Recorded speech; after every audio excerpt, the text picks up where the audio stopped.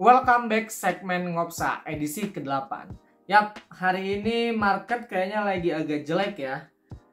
Market nggak jelek-jelek banget sih kalau untuk ukuran kripto, cuman rada merah sedikit aja.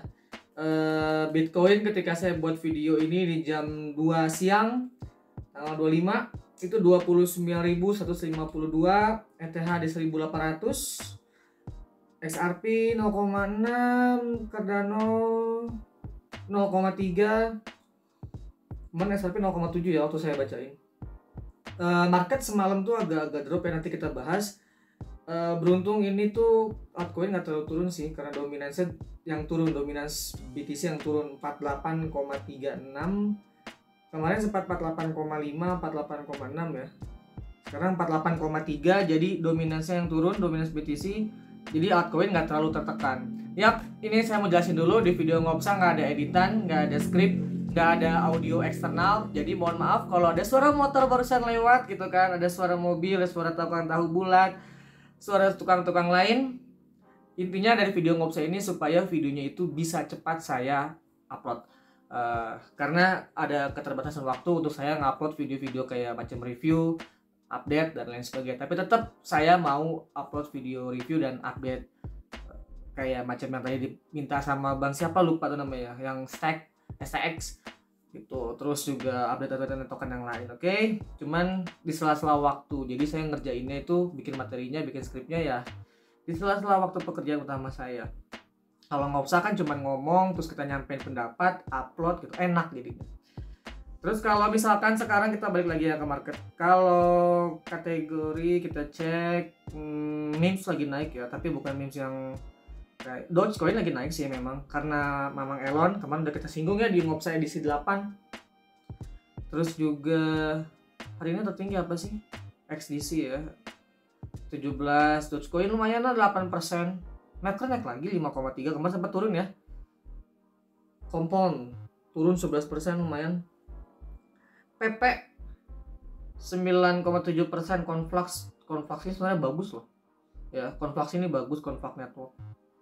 Stellar 7,28, Zilliqa juga lumayan bagus sebenarnya. Nah gini, Zilliqa bagus, cuman memang hype-nya tuh kurang menurut gue ya. Jadi kurang nendang gitu loh. Kode kripto tuh cari yang hype-nya kerasa, walaupun emang nggak bagus-bagus amat. Ya kalau mau cuan di kripto ya memang harus ngeliat yang ada hype-nya. Tapi kalau mau jangka panjang ya memang kita harus ngeliat fundamentalnya. Walaupun kata sebagian orang terutama di saham bilang kripto itu nggak ada fundamentalnya. Ya udahlah, gimana mereka aja gitu. Kita yang ngerti, kita yang ngebahas, kita yang melihat secara detail setiap hari. Kita nggak perlu debat lah sama yang kayak gitu, capek juga kadang-kadang ya. Oke, selanjutnya kita bahas kemarin kenapa BTC sempat drop ke 28.000 ya. Bentar gue buka dulu chartnya. Chartnya BTC sempat turun nih. Gua tuh kok lama yang trade gue ya. Oke. Kemarin BTC sempat turun ke 28.000 itu di 29 dulu, turun sekitar 1%-an lah ya. 1%-an itu jam 4 sore turun sekitar 1,94%. Nah ini gue bahas sebenarnya di Ngopsa edisi 7 dan 8 ya. Jadi gue bahas bahwa gue percaya Bitcoin, BTC dalam waktu dekat itu akan fluktuatif harganya. Fluktuatif itu entah naik ke atas, entah naik ke bawah, tapi gue yakin itu akan fluktuatif. Walaupun memang 1,94 ini nggak terlalu besar, tapi karena volatilitasnya kemarin sempat rendah banget, di situ-situ aja ranging gitu atau sideways yang terlalu di 29, 30, 29, 30. Jadi kemarin sempat kelihatan gitu. Walaupun cuma 2% lah mungkin turunnya ya. Nggak besar gitu. Tapi kelihatan kalau di time frame 1 jam itu kelihatan ada balok lumayan. Oke. Nah, terus juga kemarin di segmen Ngopsa 8 edisi 8 gue sempat bahas itu apa namanya ya? PMI ya, S&P. Terus S&P PNI-nya. Nah, ini kalau kita lihat juga ya BTC di jam 8 sampai jam 10 malam kemarin itu turun sampai 28.800. Nah, ini agak besar. Kenapa? Kalau menurut gue pribadi ini respon pasar terhadap PMI kemarin yang dibahas di Ngopsa 8, edisi 8. Sebenarnya gini, PMI-nya masih di atas 50 kan, yang artinya ada pertumbuhan nih. Jadi kalau misalkan di atas 50 itu masih dianggap ada pertumbuhan. Kalau 50 itu stuck, kalau misalkan di bawah 50, nah itu buruk betul kan. Nah, sebenarnya gini, kemarin itu eh aktualnya 52,4, forecastnya 54. Jadi memang ada di bawah sedikit daripada forecastnya. Nggak sedikit juga sih untuk ukuran ini ya. Enggak, ya biasanya ada di bawah forecast gitu. Tapi masih di atas 50 yang artinya masih ada pertumbuhan. Sebenarnya ya. Tapi kalau dibandingin dengan S&P PMI bulan sebelumnya 54,4 ya jelas ada pengurangan. Nah, kadang market itu salah menafsirkan menurut saya juga. Pertama salah menafsirkan bahwa berpikirnya ketika 52,4 yang artinya di bawah 54,4 itu ada penurunan. Betul penurunan, tapi dari segi pertumbuhannya aja. Jadi kalau misalkan kemarin naik ke segini, bulan lalu mungkin sekarang naik tapi cuma segini gitu. Tapi tetap ada peningkatan. Oke. Makanya juga kalau kita lihat ya ketika drop sampai jam 10 malam itu cuma drop sampai 28, sekarang udah balik lagi. Mungkin udah banyak orang yang nggak juga. Nah, pertama bisa jadi karena salah pengertian, yang kedua juga memang settingan bandar aja gitu. Ya gimana, namanya juga market bebas kan, pasti ada aja big guysnya, whales-nya atau bandarnya. Tapi juga mungkin nggak terlalu fluktuatif kemarin karena banyak orang masih menunggu momen ini apa namanya besok masih cukup. Malam ini maksudnya kemarin malam ini tuh ada US CB Consumer Confidence, kemudian besok nih Rebonya itu Rebo waktu Indonesia bagian barat itu ada building permits, new home sales, crude oil inventory. Nah, Kamis cukup menarik. Kamis besok waktu 1 pagi WIB Jakarta ada FOMC statement, Fed interest rate decision, FOMC press conference. Jadi cukup banyak. Dan wajar kalau misalkan kemarin itu volatilitasnya nggak terlalu tinggi karena menunggu event-event ini.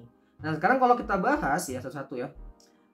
Event nanti malam nih jam 9 waktu Indonesia bagian barat itu ada consumer confidence, oke. Di list aktualnya itu 109,7, forecastnya itu 111,8.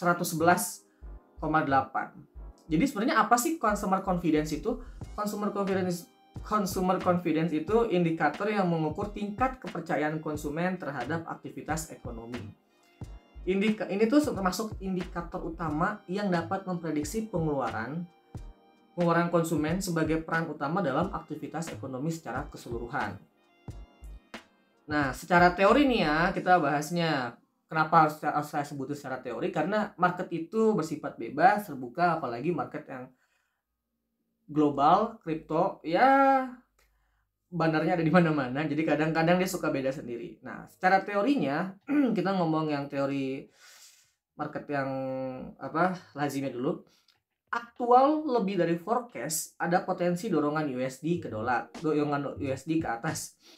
Aktual kurang dari forecast, ada potensi USD tertekan. Oke.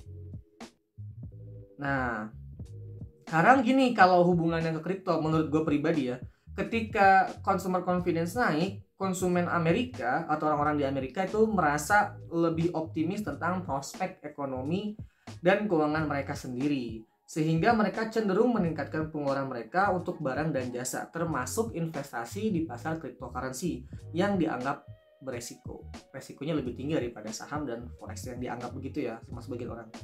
Emang begitu sih. Gitu. Jadi ketika mereka keinginannya lebih tinggi, lebih optimis tentang prospek ekonominya, termasuk investasi di kripto, hal ini dapat meningkatkan permintaan dan harga kripto di pasaran. Karena mereka optimis, jadi permintaannya lebih meningkat.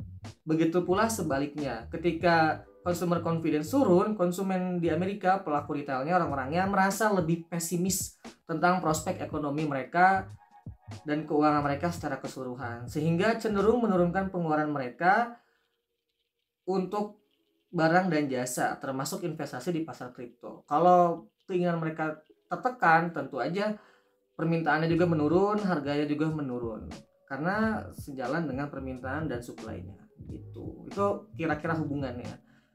Oke, itu bisa jadi bayangan buat kalian kalau misalkan nanti mau scalping di jam-jam tertentu, di jam terutama di jam ketika pengumuman ya, jam 9 mungkin sampai jam 11. Kalian bisa lihat situasinya. Saya yakin sekilas akan mengikuti teorinya, walaupun pada praktiknya kalau di kripto itu kadang-kadang berbeda ya. Maksudnya tuh gini, mungkin dalam waktu 1 jam, 1 sampai 2 jam gitu, dia akan mengikuti yang teori saya bilang. Nanti baru kalau misalkan ada perubahan, dia beda sendiri. Jadi masih bisa copet-copet sedikit lah, ngambil-ngambil sedikit seharusnya ya. Kalau nasibnya lagi bagus aja. Nah kalau untuk besok tadi saya udah sebutin ya, itu ada event building permits, kemudian ada new home sales, ada crude oil inventory. Kamis jam 1 pagi ada FOMC statement, Fed interest rate decision, kemudian ada press conference FOMC ya. Nah terus kalau misalkan kita ngomongin secara global nih, gue pengen banget ngomongin Jepang. Gue pengen ngomongin Jepang karena menurut gue Jepang semakin terbuka dengan Web3. Nah jadi gue nemuin sebuah artikel di mana Perdana Menteri Jepang bilang perusahaan skala besar di Jepang akan segera mengumumkan proyek skala besar yang ambisius yang akan menciptakan zona ekonomi yang berharga di metaverse. Nah, perlu kita tahu sejak tahun lalu itu 2022, entah di akhir entah pertengahan gitu, Jepang itu udah mulai aktif ngebuat banyak regulasi tentang stablecoin, NFT, dan juga DAO. Dan kalian tuh sadar nggak sih sebenarnya tanda-tanda kripto bakal panas lagi tuh udah mulai kelihatan gitu buat gue pribadi. Banyak banget negara yang udah mulai ngasih tanda-tanda ya. Kayak mereka tuh udah mulai nyediain arena secara bersama-sama untuk jadi arena panggung cryptocurrency secara global. Ada banyak banget yang udah pasti, ya El Salvador udah pasti banget lah ya. Tapi kalau kita lihat juga kan baru-baru ini ada Hong Kong. Kemudian Hong Kong yang mulai terbuka dan mulai jor-joran gitu kan, beritanya banyak banget. Kemudian ada narasi kripto dari China, terus juga Jepang ada, tadi barusan gue bahas, terus UK, Singapura. Cukup banyak ya, terutama China nih. China tuh kayak masih tertutup, tapi sebenarnya mereka udah mulai terbuka. Terbukanya untuk beberapa proyek yang memang mereka bisa kendalikan. Itu yang kebayang sama gua. Contohnya itu kayak Conflux Network dan beberapa token lainnya yang berkembang pesat. Jadi gini, Conflux itu memang kalau nggak salah dia blockchain kan ya? Iya betul, kalau nggak salah blockchain. Koreksi gue kalau salah. Dia blockchain, tapi gue juga nggak ngerti sih kenapa pemerintah China sampai percaya sama Conflux. Walaupun blockchain itu seharusnya nggak bisa dirubah ya, tapi mereka segitu percayanya sampai banyak banget perkembangan update-update berita-berita Conflux yang berkolaborasi dengan pemerintah China. Gitu juga di Amerika, sekalipun SEC kayak dalam tanda kutip kayak anjing gitu. SEC Ripple versus Ripple dia kalah kan. Pengadilan memenangkan Ripple. Bahkan ada teori konspirasi pernah gue bahas juga di video-video sebelumnya, di Ngopsa edisi sebelumnya.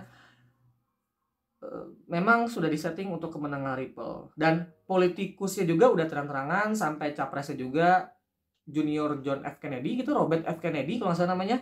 Dia itu ngedukung, mati-matian ngedukung kripto, terutama BTC. Tapi kalau sampai dia ngedukung BTC doang dan dia kepilih, awas aja sih, gue kesel banget sama dia. Karena memang jujur di portofolio gue BTC tuh nggak terlalu banyak ya. Gue banyak kali altcoin. Ya salah sih, memang gue harus akui yang aman itu ya di BTC. Terus juga kalau kita lihat hari ini tuh sebenarnya nggak ada yang terlalu menarik ya menurut gue. Ada sih satu, tapi kayak bosenin gitu. Jadi ketika kemarin tentang Ripple menang, sempat hype banget dan meledak di mana-mana, dibahas di mana-mana, termasuk kita juga yang bahas. Sekarang udah mulai nggak ada berita, udah mulai bosan tentang Ripple, muncul lagi berita tentang Binance versus SEC. Jadi hari ini gue dapat berita gitu, kalau kemarin tanggal 24 Juli SEC ngeluarin tuduhan terbaru ke Binance US. Tuduhan itu tentang wash trading. Sebenarnya ini bukan tuduhan yang benar-benar baru ya. Tuduhan wash trading ini udah dari beberapa bulan yang lalu, bahkan mungkin dari tahun-tahun sebelumnya. Tuduhan wash trading, yaitu penggelembungan volume trading. Jadi SEC mengklaim bahwa Binance US meningkatkan volume perdagangan dengan menggunakan lusiran akun pengguna yang dimiliki oleh Sigma Chain. Nah, Sigma Chain ini adalah sebuah perusahaan trading di Swiss yang dikendalikan oleh CZ langsung. Jadi itu tuduhannya. Tapi gini, yang menariknya nih ya, menurut Wall Street Journal itu nggak tanggung-tanggung. Tuduhannya itu sekitar 70% semua volume perdagangan yang ada itu hasil manipulasi atau wash trading tadi. Gede banget 70% coy. Nggak tanggung-tanggung tuduhannya gitu kan. Terus juga tentang berita Binance dengan CFTC ya. Ada masalah apa gitu, gue lupa, cuma nggak ketulis itu. Tapi intinya berita ini cukup boring kecuali event ekonomi tadi yang gue bahas. Event ekonomi malam ini ada potensi nyopet-nyopet sedikit kalau aktualnya di atas forecast. Tapi kalau nggak ada forecast, menurut gue ya udah pasti drop lah. Gitu, oke. Gue rasa itu aja untuk video kali ini karena nggak ada berita yang terlalu menarik, dan gue disclaimer, gue agak lupa ini bukan video saran investasi, bukan saran keuangan, kalian harus diawasi sendiri. Dan gue akan tetap upload video-video penting kayak update dan review, terutama stock. Kemudian juga gue pengen upload Polygon, Cardano, dan beberapa lainnya.